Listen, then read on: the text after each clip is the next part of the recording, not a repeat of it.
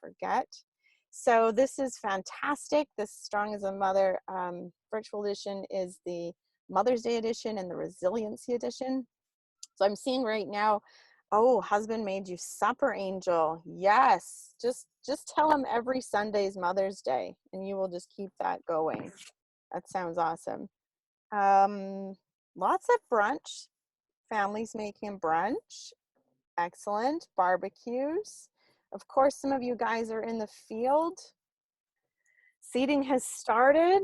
What else had you busy this past Sunday?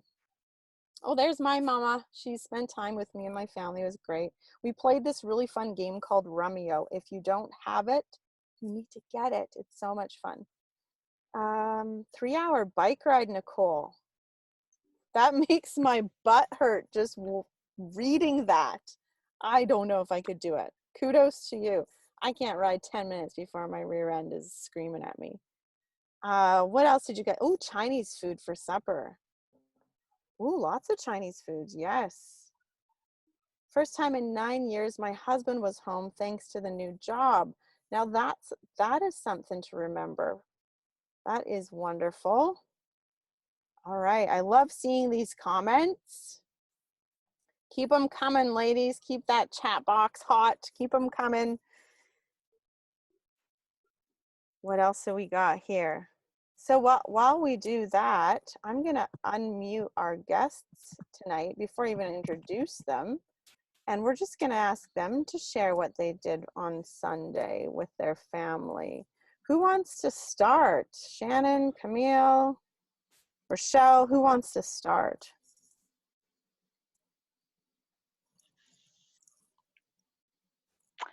So on Mother's Day this year, I had all of Dean's family over, and we had a barbecue. We had a chaotic house. I can't say we were COVID compliant.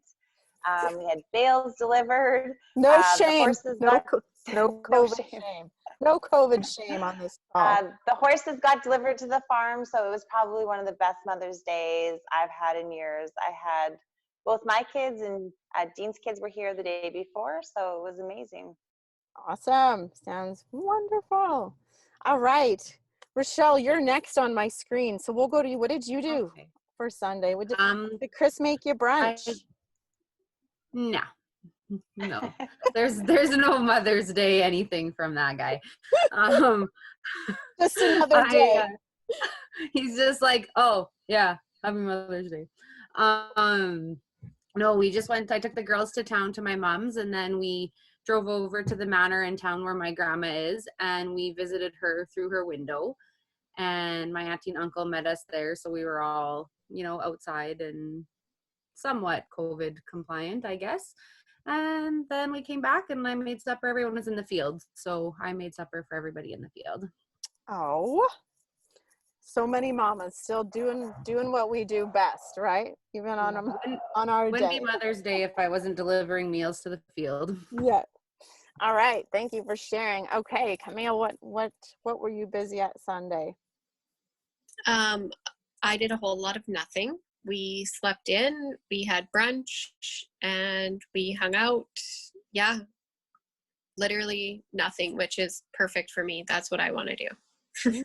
Nice. Yes, that is a dream day for many women, I think, on this call, just doing nothing for the day. Those of you that just came into the Zoom room, my apologies. You guys were. Sorry. No, that's okay. My apologies. You were hanging out in the Zoom room, maybe a little longer in the weight room. I got lots of things on my screen here. So, okay, I can see now. Perfect. Okay, so welcome to this edition of Strong as a Mother. Those of you that are just joining me, I am in my car, live from Muscana in my car. It sounds so fun to say that. Tonight's edition is going to be a very special edition. Each one is special and near and dear to my heart, but I'm really blessed that these three women are joining us tonight to talk about resilience and share their personal stories with us, which isn't always easy to do. Absolutely not. And so before we get going and we invite the panel to come on, I just want to tell you a little bit about who I am and what I do. So I had my own frying pan moment in 2012, I believe. I can't even remember, COVID brain. And everything I knew to be safe and secure and predictable in my life changed. Fast forward to 2020, and I am running this wellness business, Mind Body Balance Therapies. I'm a body talk practitioner and a certified aromatherapist, and I do a lot of events like these and retreats and classes and workshops alongside the therapies I offer, just to reach out to all ages and stages of lives and focus on families for mental wellness and mindset and overall wellness. So I want to offer everybody on this call tonight something that I have not done yet. I don't know why I haven't, because it's a fantastic idea. But this is a Mother's Day gift, my treat to you, and I haven't offered it to anybody else since the COVID has started. So everyone on this call will receive an email with a certificate, a coupon from me to save $20 off of a distance body talk session. So you can use it in May or June, and it's just for those of you that are on this call. So watch your email folders for that. And, you know, Shannon and I were talking before, and she's like, I got to try this body talk thing you're talking about. So voila, Shannon, you see how that manifests for you? So body talk's a complementary modality that really helps to decrease the impact of physical, mental, emotional, spiritual stress on the body. And it's phenomenal. I can't say enough about it. One day, maybe I'll write a book about it. I had the pleasure of doing 4 distance sessions, and had one done for myself. I feel like a brand new woman. So if you want more information about what Body Talk is, you want to check out the testimonials, you can head over to my website, mindbodybalance.ca. And I would love to know, those of you that are on tonight, how many of you have tried a Body Talk session? Just a yep, I have, yep, Body Talks, you know, Body Talks the bomb. If you have tried a session, drop a comment in the chat section about, you know, how you enjoyed it. Maybe you didn't understand it, but I'm excited to see how many of you on this call actually know what it is. Oh my gosh, look at this. Yes, yes, yes. Well, times are changing, ladies. Times are changing. These days, somebody will now ask me what's a body talk, and everybody will know. I love it. Okay, so without further ado, I want to welcome, oh, look at all these beautiful faces. I changed my view to speaker view, and all of a sudden, it's like I have 50 new friends. I love this. And I see some very familiar faces, and I see a lot of new faces, which I'm loving. And I see some people's faces that are obviously just their profile picture, because you're not moving. Your lips are not moving. Oh, Danny, hello. I remembered to send you the link. Oh my gosh, this feels like a reunion. I can't even, I should take this off of speaker view. This is like shiny, sparkly things. I'm getting distracted. And I want to do a shout out to my cousin Gwen, who is watching with Camille's sister Annika. She is there. Hello. This is like a family reunion. Mom, there's Gwen. Gwen, there's Mom. This is wonderful. The rest of you, welcome to our family reunion. Okay, this is fantastic. All right. So I am incredibly blessed that you all took your time tonight to join us. Times are different these days, and to have you all take an hour out of your time to hop on with all these beautiful women, I'm over the moon, just tickled pink about this. So I also have to say I was a little nervous, tonight. If I cry, I sometimes do. It happens. I just might black out my screen. You know, just joking. I'm going to just stay here with y'all. Okay, I just need to navigate a few things here before we get going. I want to make sure I can see Camille and Shannon and Rochelle. Okay, So feel free to use the chat section if you have any questions for the ladies. And I'm going to keep everybody on mute except for our speaker, just because the Zoom rooms tend to get a little bit noisy if we have it off mute. And so tonight's edition is all on resiliency. It's about the, I shared this quote before that was just something I thought of, is resiliency is going through the really hard things in life without them hardening your heart. You know, without them fundamentally changing the core of who you are and being able to persevere and continue on. Baby steps, one foot in front of the other. Sometimes that's how it feels for many of us. So when we all, whether we're all mothers on the call or we have a mother, many of us who are mothers always dreamt about what it would be like to be a mother, right? If you know what I'm talking about, drop a yep, right? My plan was by the time I was 22, I was going to have all my children, right? I was going to have the job, the dream house. I had it all planned. That didn't happen. Of course, it didn't happen. It rarely happens the way we plan it out to happen. And so tonight the women are going to just share some of their stories of becoming mothers, the trials, the triumphs, and some of the deep heartache that they've gone through, and it's helped build their own resiliency.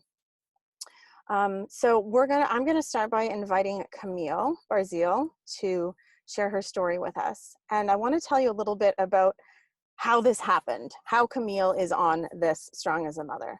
Has any of you heard of the word synchronicity before? If so, just type a yes or nod your head and I can see, okay? If you've heard of the word synchronicity, it's when things happen simultaneously that seem to have absolutely no connection, but yet they still happen, right? So back in 2016, I was in Disney World with my family for celebrating my 35th birthday, which happens to be on November 10th. And we were down there with our 3 kids at the time. And we came back, and one evening I was scrolling through my social media feed on Facebook. And I think it was around 11:30 p.m. My husband was sleeping, he was zonked. And I was scrolling, and for some reason, a GoFundMe page popped up for a family. I had no idea who they were, but I was compelled to click on it, and I was compelled to read it. And I immediately felt it's an undescribable heart connection to the mother and the family, and I decided to donate to the GoFundMe. And I thought about that family for a long time after, and I'm gonna get teary already, here we go. And if you ask my husband too, I couldn't stop talking about the family. I didn't know who they were. Fast forward a year later, Heather Barzil comes into my Body Talk office. Her and I had never met, but she had had a recommendation from a fellow colleague, I think, to come get a Body Talk session from me. She's on my Body Talk table, we're working, things come up. If you've had a Body Talk session before, you'll know sometimes things come up and you have no idea how that practitioner knew what she knew, right? It's like a wow moment. Long story short, what happened is Heather and I connected the dots, and the family that which I supported the GoFundMe page was her brother and sister-in-law. And it was like one of those goosebump moments. And I remember saying to her, "Are you Charlie's auntie?" Before we even made the connection. And she said, "How do you know?" And it was, if Heather's on this call, she'll know, I see her right there. It was one of those moments where you just have goosebumps all the way down from head to toe. So that's how Camille is on tonight's call. And I am going to hand this over to her. I'm very blessed and honored that she is going to share her story of resiliency with us. And I'm just going to move this over here so I can see. Are you unmuted, Camille? Let's make sure we unmute you. There we go. Yeah. Hi. Oh, okay, there we go. So I'm going to change, you feel free to change your speaker view however you would like. I'm going to hand it over to Camille, and we decided the first question we're going to start with all the speakers, just tell us about like what resiliency means to you, and then we're going to hear about your story about becoming a mother. Okay, hi, thank you. Thanks for having me, Laura. I'm honored to be a part of this panel with these other women, and I feel humbled. And I'm an emotional person too, so probably expect that I'm going to cry. So that's just a heads up for everybody. I guess I'll start. I live in Saskatoon with my husband Clark and our children. I always knew I wanted to be a mother from just a tiny girl. My youngest brother was born 13 years after me, and the day he was born, I knew I was going to be a mom one day, and I thought I was going to have 6 kids. That was my plan, was at least 6, and then I would see from there. I met my husband. He was playing hockey in Saskatoon, and we got married in July of 2007. And almost immediately, 9 months later, we had our son Liam in 2008, and he was such a blessing and a joy to us. Our life was so good, and we decided we were going to have another baby. And in June of 2010, we delivered our first stillborn baby at 24 weeks gestation. And it was with that pregnancy that we were told, and we found out that we have a genetic condition that together would affect 1 in 4 pregnancies, making them not viable with life. And we had no idea until that 20-week ultrasound, and delivered our first baby. After that, we continued to try because, like I said, I always wanted a really big family. And I went on to deliver 2 more stillborn babies at 21 and 20 weeks, respectively. During this time, we were evaluating all our options. The doctors had recommended to us that it wasn't necessarily safe to keep trying the way we were. And so we looked into adoption and IVF.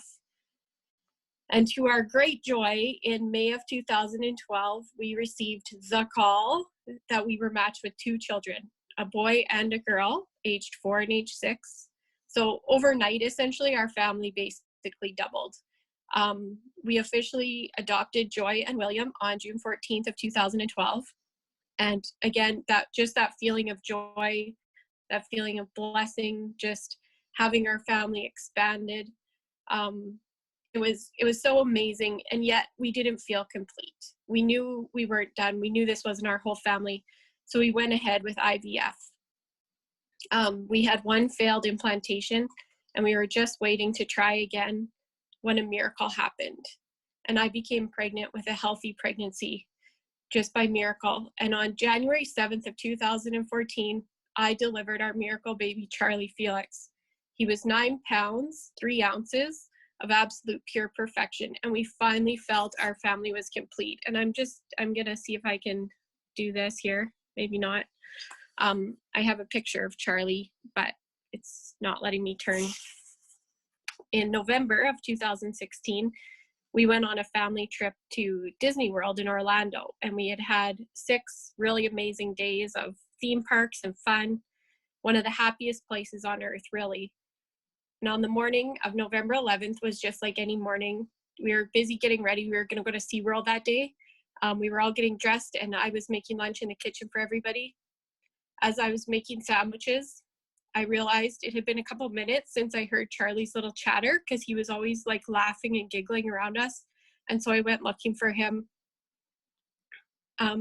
Tragically, I found him in the pool of the house that we had rented.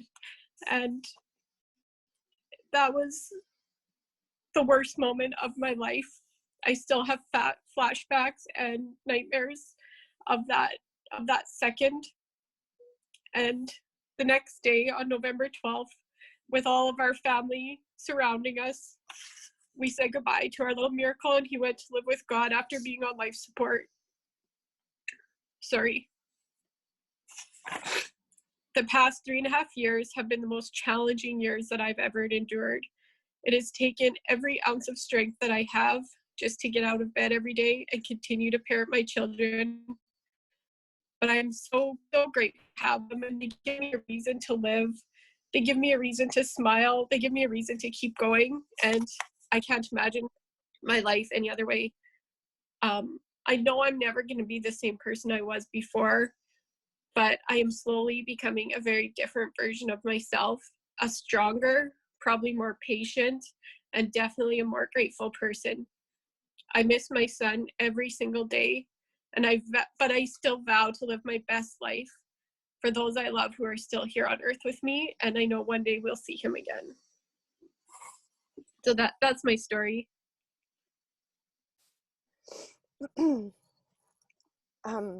when you and I spoke this week, we had you had shared with me that so many people you heard over and over again, you know, how did you do it, Camille? Like, how do you do it? And I really was very profoundly impacted with what you shared with me, and I feel like if you wouldn't mind sharing it with the women on the call, what we chatted about when we were chatting this week of, like, how did you do it? How do you pick yourself up after that with any will to live, really? I think that the important thing to say is that it's okay to ask for help, and it's not only okay to ask for help, it's okay to accept the help around you. And I was incredibly blessed to have such an amazing support system. I know that I wouldn't be where I am today if I didn't have the people I had. And I know people didn't or don't even realize how much help and encouragement they were/are to me. I have some examples here. I had my family come and stay with me. My sister, she took a couple weeks off work, came and stayed with us, and it just so happened my daughter got her period during that time, and so she had her auntie there to deal with that. I didn't even have to think about it. There was somebody safe, somebody secure to take that on for me.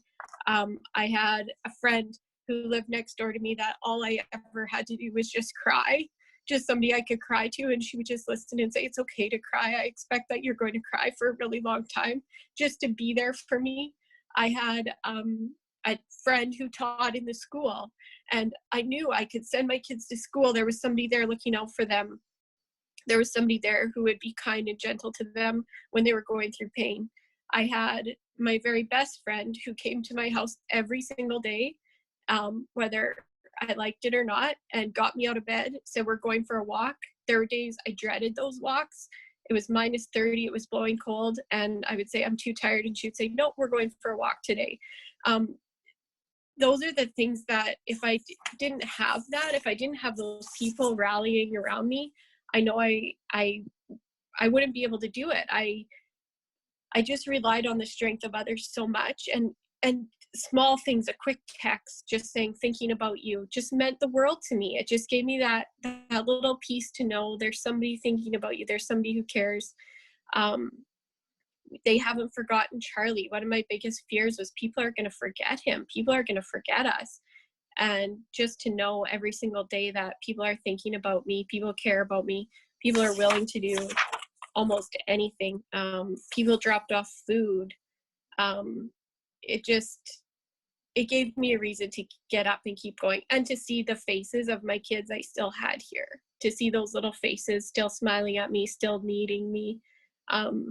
I'm just so grateful for the people I had in my life, and to just know it's okay to lean on them. Did that answer the question? I feel like maybe I rambled there a little, sorry. Oh, no, absolutely. That's amazing. And we talked about how grief brings out an awkwardness in a lot of us. You know, we're not sure what to say. We don't know how to say it. We don't even know what to do. And so many of us, we're afraid to even reach out.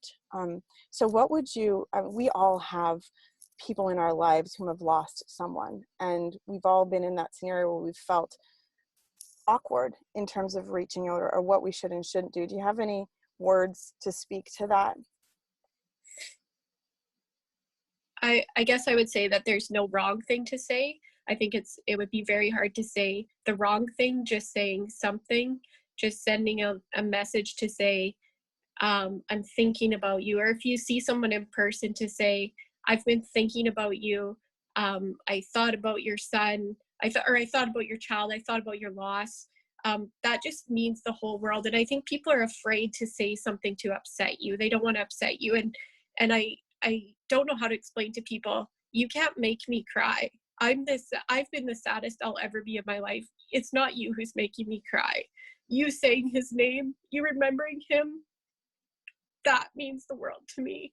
And so I just think that there's nothing, you can't say a wrong thing as long as you say something. And I'm just so grateful for the people who've taken the time to say that to me, just to say, I've been thinking about Charlie, or I've been thinking about you. That's all it takes. That's literally all it takes. And that's what, going forward, I want to be better at myself, is in these situations of saying to people, I've been thinking about you. I'm sorry for your loss. And just letting them know that memory is still there. Yeah, that, and we talked about you and your family have done some really incredible things in Charlie's memory. And can you share with us a little bit about Charlie? I know you said like he was just your shining light. He was the brightness, you know. So what was he like? Well, he was 2.5 at the time he died. So he was the age that is just so much fun. He was so funny. He could talk so well. He was so clear. He could say full on sentences. He had learned a new word, the color turquoise. And so he would say, oh, this ball is turquoise. He laughed a lot. He smiled a lot. Really, even when we always joked, even when he got in trouble, his cry was adorable. We all thought it was so cute when he would be sitting on the step in timeout crying away. He just brought kind of a life to our home. It just is quieter without him, as it would be without a 2.5-year-old. But he had this really blonde hair. He was just so bubbly and friendly. Like he would see almost anybody and be super friendly and happy. He just brought so much joy to our family, and we miss that. And you and your family have done some commemorative things in his honor and his memory. So can you share a little bit about that with us? Yeah, so every year we host a golf tournament in his honor. Unfortunately, this year we can't because of COVID, but for the last 5 years, we've held a golf tournament in July, and all the proceeds from it would go to the Tim Horton Children's Foundation camps. That has been an amazing event for us. It usually brings in 350 people, and we have a day of golf and supper. It's just so nice to feel the support of your community coming behind you and just saying, we remember, we stand with you. It warms my heart every time. And then in November, around the 11th, we do a little memorial, usually at the graveyard. We just get together, say memories of Charlie, say nice things that have happened to us throughout the year. And I think that's the biggest thing that I just try and focus on every day, is just gratitude for the little life that he was, that we had, that joy, and just knowing that joy isn't that far away. Like, you know, we felt like we were in a dark place, and then we got him, and it just brought such joy to our lives. And I know something beautiful will come of this. I see it every year in the golf tournament, the amount of money raised to help kids from disadvantaged homes, just bringing that beauty back to the world. And I'm just so grateful for the little life that he was and that we had, even though it was short. Yeah, it sounds like for the short 2.5 years, he definitely had a purposeful life and is making an impact through your entire family on so many children and families.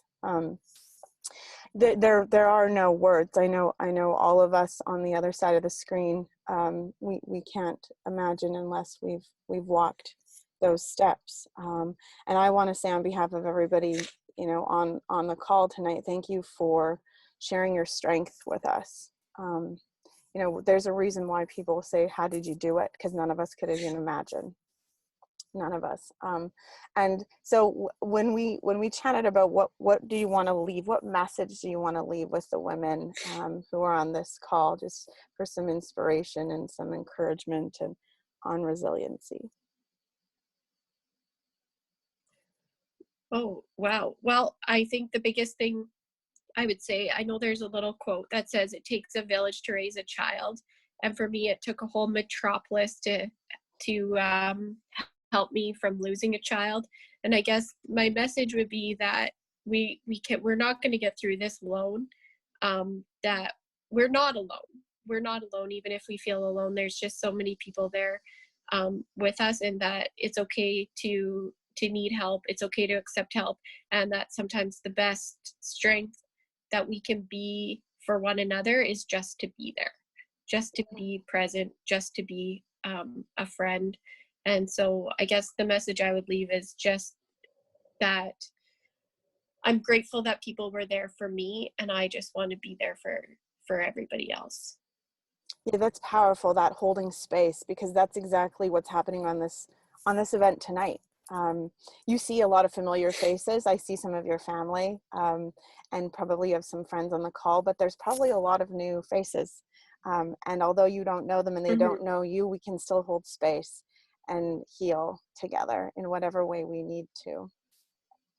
Yeah, I see the comments coming up saying, thinking about you and sorry for your loss, and just to know that people who don't know me are caring for me just means the world. And so I'm grateful to have had this time, and I'm grateful that you're sharing my story.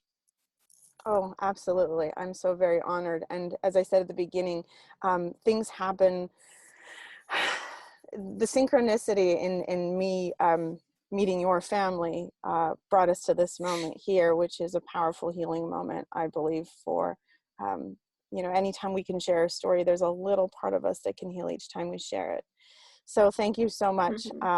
My heart pours out to you, Camille, and I appreciate so much that you've been able to come on and be vulnerable with the ladies here. And I'm sure at the end of the call we'll open it up, and I might come back to you with a few things as well. So we're going to move to Rochelle, who has a very similar story in always wanting to be a mother. Like Camille said, she always knew, she was thinking 6 kids. And so I found when I spoke with Camille and Rochelle, they had that in common in terms of they knew right away that they wanted to be a mother. So Rochelle, your story, different in some lines, but also some similarities with Camille. So I'm just going to hand it over to you to take away and tell us about your journey to motherhood. Yeah, like Camille, I always knew I wanted to be a mom. I wanted to be a teacher. I wanted to be around kids. And I met my husband, who I call Critter. Most of you, if you have heard of him, he is Chris, but I call him Critter. And we were married in 2006, and we immediately wanted to try and have kids right away. We had a bit of a rough start to marriage, as most do, but we were young and silly, and there was alcoholism and things like that, and we were not successful in having children. Fast forward to 2011, my husband's hockey team was in a bus accident where 2 people that hit them were killed, and my husband suffered from compartment syndrome. He was then given opiates to deal with the pain and became addicted to those. Came down from those and went harder into booze. Still no success having children at this point. In 2014, he quit drinking. He quit everything. He's been sober since.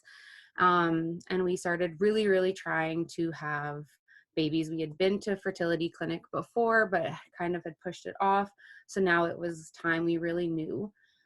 We tried 10 times with his sperm through IUI and had no success. And so we knew IVF just wasn't an option for us. We had already applied for adoption as well. So we looked at a donor.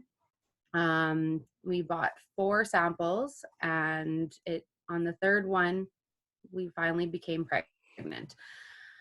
So that was 2015. In October, we welcomed our firstborn. And the minute she came out, I knew she was his. I was like, nope, that's not the donor. That's my husband. And fast forward to March, we got the DNA results back, and sure as shit, it was critters. And we were pregnant with our second baby. And so here we were, tried for a decade and nothing. And now we have two little bundles. In that time, Chris Critter became an assistant coach with the Humboldt Broncos. And we found out in March of 2018 that we were pregnant with our third child. April 6th rolled around, and that morning we were in Regina. He was coaching a Sask First girls hockey tournament, and I had some heavier spotting. And I'd had spotting previously, but that morning I was really concerned about it. And of course I wasn't close to Danielle, my doctor. So I said to Critter that night when we got home, if it was still going, I was going to drive into Melfort and go just get it all checked out. Well, we all know how April 6th, 2018 played out. My husband was the coach, not on the bus, but our lives were forever changed. And I just went into mom mode. He told me, I don't want you to come to anything with me. I just need you to take care of the kids. So that's what I did. So that was a very hard first few months for sure. And then he was released from Humboldt. We signed on with Melville, decided we were going to split our time between the farm and Melville. And in September, he just decided hockey was done. It was no more, which was a very hard pill for me to swallow because I just kind of had, I didn't want to think about anything previous. I just wanted to move on and go, and the kids wanted to go, and I just wanted to take care of everybody. And when he kind of crumbled, it hit me, but then I kind of went into more of a mom mode. And so it was just like, okay, whatever you want. We had our daughter in November. We named her Lily Bronze after Dana, the athletic therapist. And fast forward to April of 2019, and my husband's mom was diagnosed with cancer and passed away in June of 2019. So for for 2 years now, we've been grieving. And so it's been a journey for sure. And one thing that you and I talked about, or you shared with us with the group when we were having our chat before this, is you felt like you had 6 or more husbands since April 6th, because as people heal and they go through trauma and pain, they change, and there's different versions. So tell us what did you mean by that? Like how did that feel to go through that with him? I think that was the hardest for me.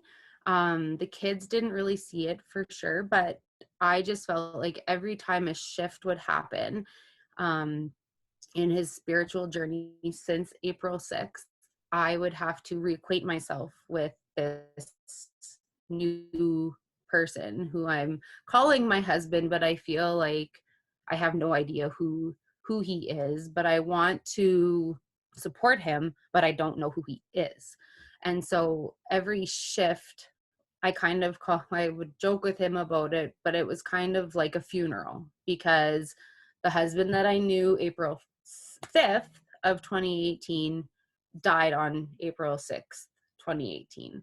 And every about 6 weeks, we've kind of noticed, and then it would be, 6 months, there would be a shift where he just totally would change. And so I finally came to the realization where I had to sit down with him and be like, this is not us. I don't know who you are. And we had to figure out how we were going to move through those shifts together. Yeah. I've had the pleasure of speaking with Chris a few times. We've spoken in schools together, and I've heard him share his story, and unimaginable trauma that he went through. and he witnessed, and he shared, I remember the one event we spoke at, he shared quite a bit about it with the kids. And I can't imagine what it would have been like to be married to him and to be alongside that and be that support system while he's grieving and healing. And as you said, transitioning as he's peeling back the layers and doing the hard work of grieving the loss of 17 of what he calls his brothers and sisters, right? Mhm. So where are you now with that? I mean, where are you guys now, 2 years later? We're probably in the best place we've been at since April 5th, because I always refer back, because before that day, we were kind of in our best marriage that we had had to date. We were so joyous with our kids and everything else. And so we're obviously not those people at all, but we're definitely in a much better space.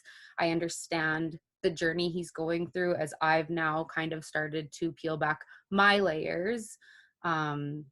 Even speaking, this is a huge layer for me to be peeling back, because I have never felt that I had anything to share. It was him. He was the spotlight. He was the one that people wanted to hear. I wanted him to share his story. I was just there supporting him. So it's been more recently probably me peeling more layers back and him kind of just being along for my ride now. Yeah, so the beautiful is you're able to, facilitate one another's healing. But hey, listen, every woman on this call knows that behind every strong man, there's even a stronger woman. I'm going to just do a woot woot to that. Because this is a ladies' call and we like to, sing it for the women. Me being at home and taking care of the babies and just doing what you needed to do to get to the next day. I'm sure that you had incredible amount of fear of him relapsing also to addiction. Did you feel that? Yeah, I wasn't so much worried about the alcoholism so much. It was more painkillers, because I knew he was numb. And so I knew he didn't really want to come out of that numbness, especially in the first, well, I won't say 3 weeks, because the first 3 weeks he was gone for funerals pretty much the whole time. But then the next 3 weeks that followed all of the funerals, that was when I worried for him the most. But I knew our kids especially were keeping him with us and not taking that step back. Yeah, similar to Camille's story of the kids that we have are anchors to continue to to push forward. So what message would you like to leave the women today? Message of inspiration for resiliency. What golden nugget do you want to leave with us? Golden nugget. Well, I just think that so for the last 2 years, I have not really taken the time to grieve. I felt guilty. I didn't know the boys as well. I didn't know, all that. And then with my mother-in-law passing, I just wanted to give Critter the space that he needed. And so I kind of held everything back. I know now that I didn't fully grieve anything at that point. And this winter, I was actually sick for almost 3 months. And in that 3 months, I lost 2 friends. And the second friend that I lost, his funeral whooshed me. I lost all my layers. I peeled them all back. I started grieving everybody. And I just realized that my body must have just been holding so much grief that it couldn't take it anymore. And the only way it could get it out was me being sick, and not just a little bit sick, but we were sick all winter. And I just know that like Camille said, there is people there to hold you and help you and give you space. And I just did not want to have that happen. I could do it on my own. I didn't need anybody. I was fine. It was him, worried about my husband, not me. And so when, like Camille said, when someone offers you, you know, a hand or something, you like, just take it. You have to take it. I know it's not in us. We feel like as moms, we've got this, but it will come crashing down, and it's not worth the crash for sure. And when people say they love you and they want to help you, it is because they do want to. Yes. Whew.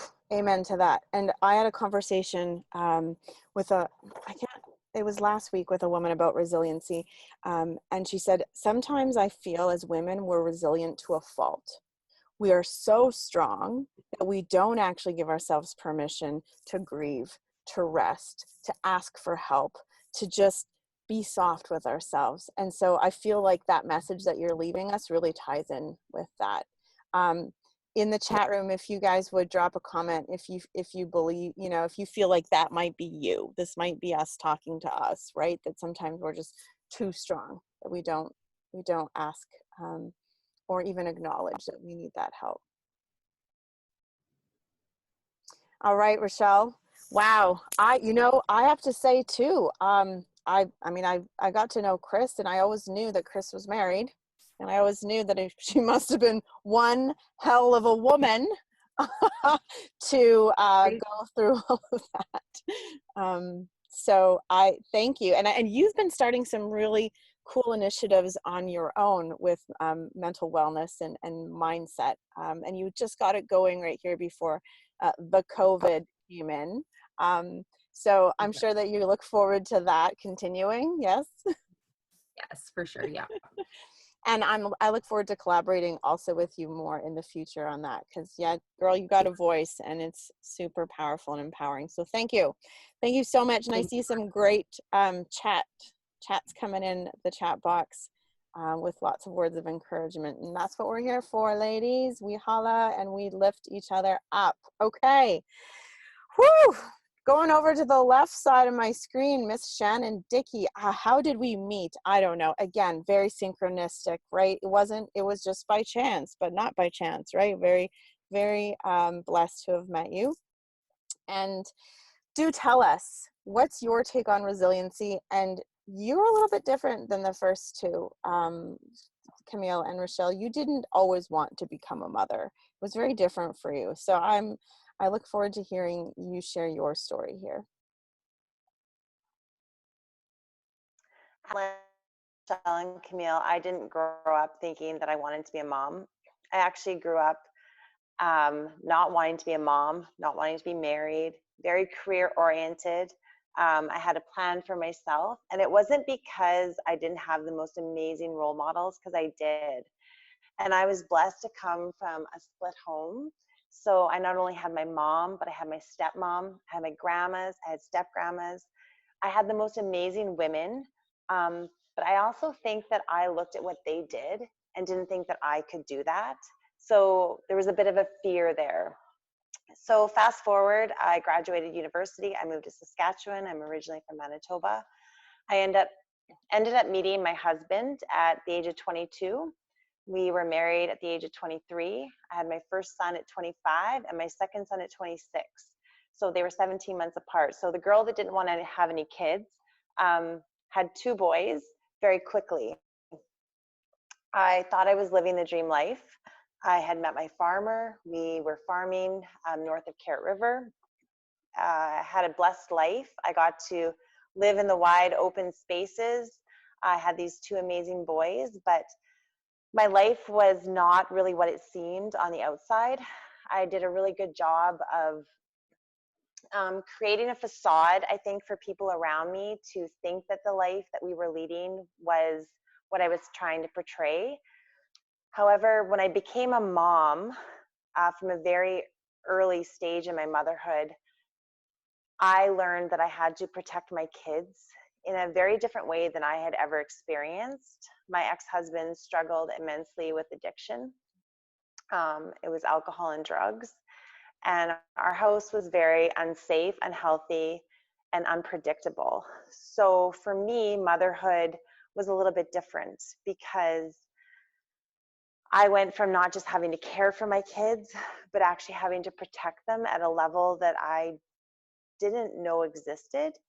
But I knew I was a good mom. And there was a lot of very scary times in our family. But my instincts as a mom were something that were just innate to me. They were not things that I had to learn. I just knew my boys were my world, and I wasn't going to stop at anything to not protect them. Fast forward a few years, and my boys were in grade 2 and grade 3 at the time. I had just lost my stepdad to his battle with non-Hodgkin's and lymphoma. And it was the next month that I was really struggling, and I'm still not somebody who reaches out for a lot of help, but I was struggling more than ever. My marriage was beyond chaotic. I feared for my safety on a fairly regular basis, and I had thought to reach out to my doctor because I thought I needed medication. But at that time, I'd also found a really tiny lump. And when I say tiny, I mean the size of a pea. And so, because I'm kind of an A-type personality, I put a big X on the mark on the breast. I went in not only for depressants, but to have her check out this lump. And she said, oh, it's probably nothing, but the protocol in Saskatchewan is we're going to send you for a mammogram. And I thought, well, I think that's a little bit of overkill, but I went with her, and off to PA I went a couple days later, and I hadn't told anybody where I was going. I hadn't really let on to anybody what was going on, because I, in my head, didn't think that it was anything. Off to PA I went for a mammogram, which turned in from 1 mammogram to 2 mammograms to you need an ultrasound, to the doctor will have your results in 24 hours, to you need to stop at the doctor's on your way back through Nipwin, to being told that I had breast cancer. And I remember that day very vividly, because as I drove from Nipwin to our farm north of Carrot River, the only thing I could think about was my boys. And I knew that I could not leave my boys. I could not leave my boys, and I could not die at this time in their life because I was the only person protecting them. So as I drove home that day, I remember the drive very vividly, and I remember the experience when I got home to the farm. I went to find my husband, who was in the field, and he was with some buddies in the field who had stopped by for some field beers. And he really wasn't interested in talking to me at that time. He wanted me to come to the field to talk to him with the rest of the guys, where I wanted him to come to the road to talk to me. And he wanted no part of it, but he reluctantly came and talked to me. And at that point, he was already intoxicated enough that he wasn't really understanding what I was saying. So I went home and I made supper for the field, and I took my boys to their ball game that night, and I came home. And I remember him waking me up at about 5 o'clock in the morning and saying, did you tell me that you have breast cancer last night? And I just remember that feeling of, it's a feeling you can't really explain when that person who's supposed to be the person that protects you, who you actually have to protect yourself against and your children, minimizes this major event in your life. So fast forward a couple of years, I went through 2 years of treatment between surgeries and chemotherapy and reconstruction. There was a pivotal point in my life, and it actually came from my grandma passing in June of 2013. I spent the week with her in the hospital while she passed. That I knew something, the universe had given me a second chance at this life, and I was not making the most use of it. I was not living my life with passion and purpose. And I thought, if I was to die, and this was the only woman that my boys got to see, how sad that would be for them, because I was not the person that I wanted them to see. So I made the decision to leave my husband, and I moved my boys off our farm that they had been raised on into town. I had to be sneaky about it too, because we live in a small town, which I'm sure most of the women on this call are from. So I actually had to have my mom, who lives out of province, call and inquire about houses so that people in town wouldn't know what was going on. And we made the move. I made the drastic decision to move my kids because I wanted them to see me in a different light, um, to see the person that I wanted to be, who I'm only really discovering that person now again after many years. And yeah, so that's my story so far.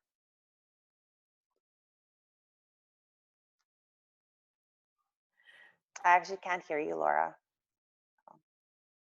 Am I good now? Okay, I think I should be good. Yeah, I can hear you. So we talked about that mama bear instinct, that really innate instinct that every one of us who are on the call, who are mothers, or even women, we have that nurturing protection instinct. And so how was it for you when you made that decision? I'm sure it wasn't easy for your boys. And did you feel like they understood? Were they, you know, were they understanding to you, or did they have some resistance to all of that? So unfortunately, in the move, I had done a really good job protecting my kids from the life that we were leading. They were young enough that a lot of this stuff happened behind the scenes after they had gone to bed. They didn't really know the full truth of our life. And when we moved, there was a ton of resentment. I had taken them from this farm where they had animals and quads and snowmobiles. And I had moved them into this house in town, which was everything that they were told that you don't want to be. You don't want to be a town kid. You want to be a farm kid. So I had gone against everything that their dad had led them up to believe was important. And there was a lot of resentment towards me. I was struggling immensely at that time, and I was in a very deep and dark place, that I'm only kind of starting to realize how bad it was now that I'm in a much better place. Mm. The kids, the resentment that they had to me was because I was their safe place. I was the person that had taught them that it was, I was always going to be there for them unconditionally. There was no strings attached, and they didn't have that at the other end. Just 10 days ago, we moved from that townhouse onto my dream property. My partner that I've been with for over 4 years, we've just bought this beautiful farm where I can have my horses, and I'm going to live my true purpose here. But that came with some resentment from my kids as well, because now I was taking them from the house that I had, moved them from the farm to the house in town, and now we're moving to a different farm, and it's all glorious for me, but it's really sad for them still, because our story took a drastic change in February of this year. I was at work, so I work for the RCMP, and I had gone home for lunch, and I was on my phone, just like all we do. We all check our phones, and this thing had popped up on my Facebook: man from Carrot River missing in Saskatchewan. And I looked at it, and it was my ex-husband. And I put the phone down, and I turned off my Facebook, and I turned my Facebook back on, and the picture was there again. And so I read the article, and I thought, oh my God, they've got the wrong picture to this article. There's no way. Like, he had just been with my oldest son the day before. I didn't know he was going to Calgary. Not that I should know, but my son had made no mention of him going to Calgary. And this man's been missing for over 24 hours. So I went back to work, and I asked my sergeant if he had gotten any contact from the Calgary City Police that he was missing, and he said he hadn't. So I instantly got on the phone to my son, who was in school in Saskatoon, and asked him to leave school and go to his grandmother's. In the meantime, my other son had gone through the drive-through at Tim Hortons, where this had come up on his phone as well, that his dad was missing in Calgary. So it was the most surreal experience I can possibly explain. And in the midst of finding out that he was missing, just 2 short hours later, we found that he was found dead north of Airdrie, that his body had been located. So as a mom, the pain of explaining that to your kids is very uncomfortable. He was my ex-husband, but he is the father of my children. And in the midst of 12 hours, my kids' lives had been forever changed. They had both been texting with him the night before that this happened.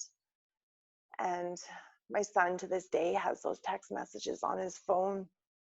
the last conversations with his dad. So again, my mom instincts have had to come into play. My kid told me still because of that. They have nowhere else for their pain to go, so it comes to me, and I understand it because I'm in their safe place. But I think the resiliency has come, that I know that we will get through this because we've gotten through so much before. It's just not something that you would ever expect to have to deal with your kids, that's for sure. Yeah, likely not at all what you imagined would be the outcome. And I think that you touched on something that everyone on this call who has children really can identify with, is that real tug at the heart when you see your kids go through pain, and when you can't solve that pain. You know, you can't do anything about it, but be there and do the best you can as moms. And sometimes the best that we give isn't, our kids don't see it in that time and in that space as, you know, the best. And that's hard. That's hard. So what message do you want to leave the women with of inspiration? I know you shared it with me and I loved it. I thought it was kick-ass, just like you. So I think that the one thing that I would want to leave is, you know, I've gone through a lot of experiences, just like each woman on this call has. I think the transition and the shift for me in my life was when I looked inward and I didn't look for anybody on the outside to fix anything for me. When I started focusing on the things that brought me pure joy, which has evolved into something that I could have absolutely never imagined in a million years. You know, when I left the farm 6.5 years ago, I had to rehome my horses. And honestly, that was probably one of the hardest things I had to do in my divorce, was watch my horses go out the road. Since then, I have regained my own herd.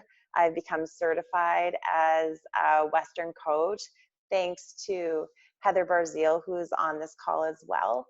I'm on my way to becoming certified as a therapeutic riding instructor.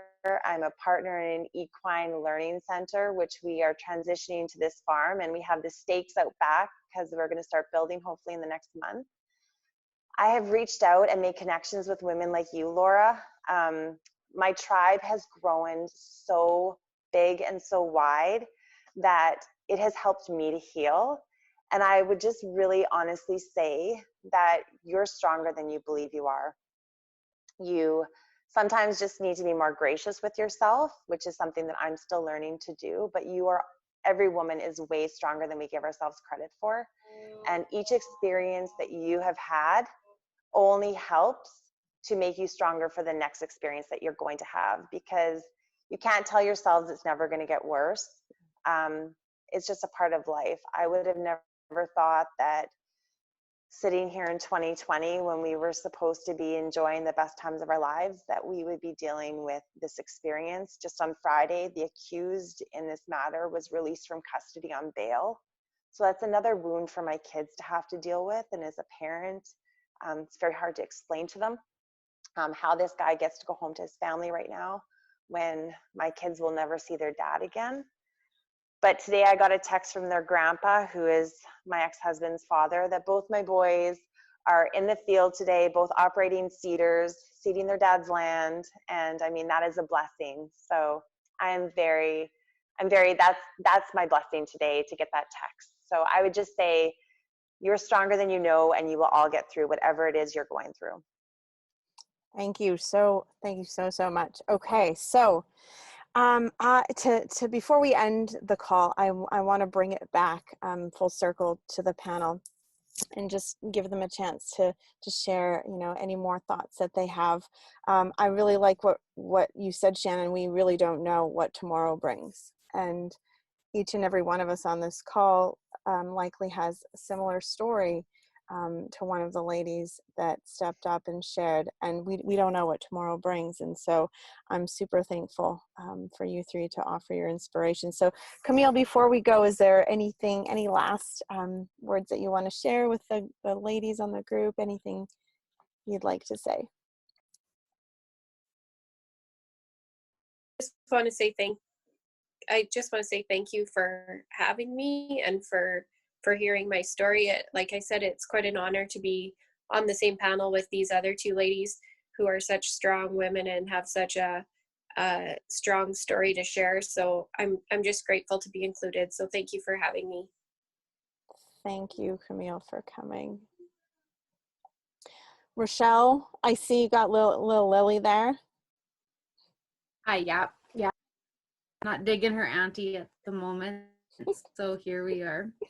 Strong. No, again, I just want to thank you, Laura, because like I said, I didn't think I really had much of a story to have. So to be on a panel with these other two amazing women, I just felt like such a small fish, and I'm so thankful and honored to have done this evening with you all. Thank you. Hi, Lily. She's usually asleep by now, so she's really being a stinker. She knows something's going on. She feels the heart energy. She's like, these women, I want to be a part of this. She's going to change. She's going to be a game changer. Oh, cute. All right, Shannon, any last words before I leave us with a couple of last thoughts before we peace out here? Just like Rochelle and Camille, thank you so much, Laura, for hosting these platforms. I mean, the connection I made with you is fabulous. And I know that the two of us have a lot of things to do in the future. You're just an inspiration, and I'm so honored to be able to call you a friend. So thank you for including me this evening. Oh, pleasure is all mine. And honestly, we couldn't host these without all these wonderful gallery view faces that I see in front of me right now. This is really cool, girls. We kept 42 women on a virtual call during COVID for an hour, right? So that means the heart energy is being felt, and you know, healing's happening. And I know that behind every face on this gallery view, there is also pain. There's a story of resiliency. There's trauma. And I want each and every one of you to know that even though you weren't one of the three, when you share your story with whomever you share the story, and if you ever want to come and share your story on Strong as a Mother, girl, you just got to tell me, because one thing I don't do is read minds. I try to. Well, that's a lie. I kind of do in Body Talk, sort of. But just tell me. And I welcome any woman who wants to join and be a part of the panel. But I just want you all to give yourselves props for the roles that you hold in your homes and how freaking strong every one of you is on this call. So with that, did you hear the semi honk? Did you guys hear that? That was my brother-in-law. Yeah, he gave me a honk honk. My sister-in-law is on the call watching. She hasn't missed a one, and that means so much to me as well to see my own family and friends on here. Okay, so I'm going to send a follow-up email with just some highlights from the call, and I want to thank you guys all from the bottom of my heart for joining us tonight. And keep your eyes open for the next Strong as a Mother. Okay, so peace out before I lose my internet connection. Thank you, much love, Camille and Rochelle and Shannon and the rest of you. All right, ciao for now. Thank you.